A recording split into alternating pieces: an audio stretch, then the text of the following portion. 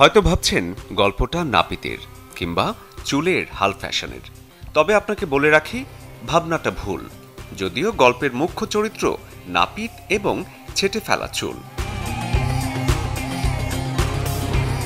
যদিও কথায় আছে অকর্মা নাপিতের ধামা ভরা খুর, তবে সেখানেই যেন ব্যতিক্রম ইরাকের হোসেন ফালি, যিনি বাস করেন রাজধানী বাগদাদে।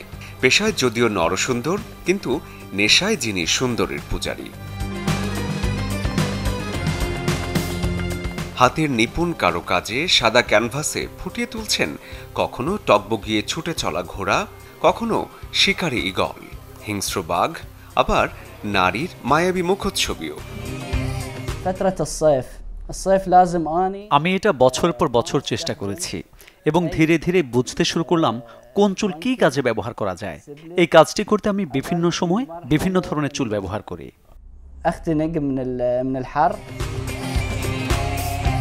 সাদা ক্যানভাস জুড়ে রং যদিও একটাই, কালো, তবে চুলের সে রঙই আলো ফেলেছে তার ক্যানভাসে, আলো ফেলেছে তার যাপিত জীবনে।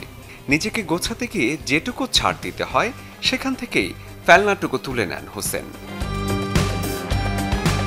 যারা হোসেনের নিয়মিত খদ্দের, তাদের কাছে তিনি একজন প্রকৌশলী, একজন ব্যবসায়ী, একজন শিল্পী।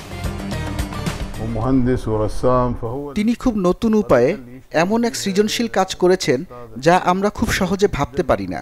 ফেলে দেয়া চুল একত্রিত করে শৈল্পিক রূপদান চারটিখানি কথা নয়, আমরা তার জন্য গর্বিত।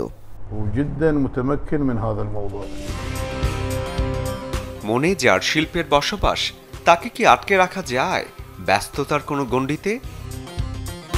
শরীফুল হক, চ্যানেল 24।